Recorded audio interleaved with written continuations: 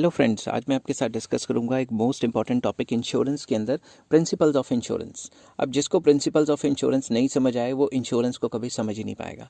तो इसके लिए मैंने लॉन्ग वीडियो नहीं बनानी, मैंने इसके लिए शॉर्ट वीडियोस बनानी है ताकि आप अच्छे से समझ सकें। तो आज हम पहला प्रिंसिपल डिस्कस करेंगे जिसका नाम है principle of utmost good faith. तो सिंपल वर्ड्स में चलिए शुरू करते हैं। Insurance is a contract based on faith. जो इंश्योरेंस है ये कॉन्ट्रैक्ट है जो कि फेथ, भरोसे पे डिपेंड करता है। किसके बीच में भरोसा होना चाहिए? इंश्योर्ड और इंश्योरर, जो इंश्योरेंस करवा रहा है अपनी और जो इंश्योरेंस की फैसिलिटी दे रहा है, उनके बीच में भरोसा होना चाहिए। इसका मतलब क्या होता है? The insured and insurer must disclose all the material facts to each other and both the parties should not hide anything related to insurance policy from each other। जो इंश्योरेंस करवा रहा है वो और जो इंश्योरेंस कर रहा है वो, दोनों की दोनों पार्टीज एक दूसरे से कुछ नहीं छुपाएंगी। ठीक है, एक दूसरे पे 100% भरोसा होना चाहिए। इसी प्रिंसिपल को कहते हैं principle of utmost good faith. If the insured hides any material fact from the insurance company and later on the insurer comes to know about it, then he can refuse to pay the compensation। इसमें मैं आपको एक example देता हूँ कि अगर insured person, मान लो मैंने कोई पॉलिसी ली और मैंने कुछ हाइड कर लिया, मैंने कुछ छुपाया। क्या छुपाया? इंश्योरर से, मतलब इंश्योरेंस कंपनी से कुछ छुपाया।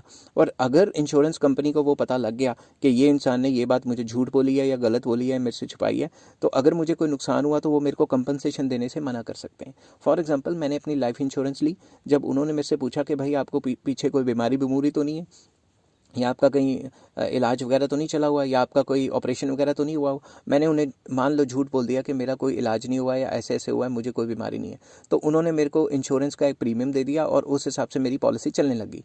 1 साल के बाद मान लो मुझे बहुत प्रॉब्लम आ गई या मैं मर गया, ठीक है, तो जब इंश्योरेंस कंपनी पैसे देने लगेगी, वो इतनी शरीफ तो है नहीं कि सीधा मेरे घर वालों को पैसे दे देगी।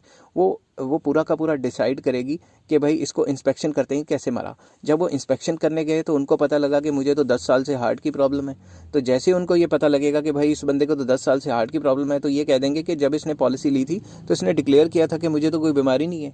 तो उस हिसाब से इंश्योरर जो है, इंश्योरेंस कंपनी, मुझे पैसे नहीं देगी। आई होप ये वीडियो आपको समझ आ रही होगी कि जब भी आप इंश्योरर से कुछ छुपाते हो तो इंश्योरेंस कंपनी आपको लॉस का कंपनसेशन नहीं भी दे सकती। ठीक है ना, इसलिए कभी भी इंश्योरर को मतलब इंश्योर्ड को इंश्योरर से कुछ छुपाना नहीं चाहिए। अब इसको मैं सिंपल वर्ड्स में बताता हूँ कि अगर उनको पता लग जाता कि मुझे हार्ट की प्रॉब्लम है, तो क्या मेरी वो इंश्योरेंस पॉलिसी नहीं करते, मगर वो प्रीमियम ज़्यादा फिक्स कर देते, क्योंकि ज़्यादा प्रीमियम फिक्स करेंगे तो वो रिस्क भी तो ज़्यादा ले रहे हैं ना, तो प्रीमियम भी तो उनका ज़्यादा बनता है।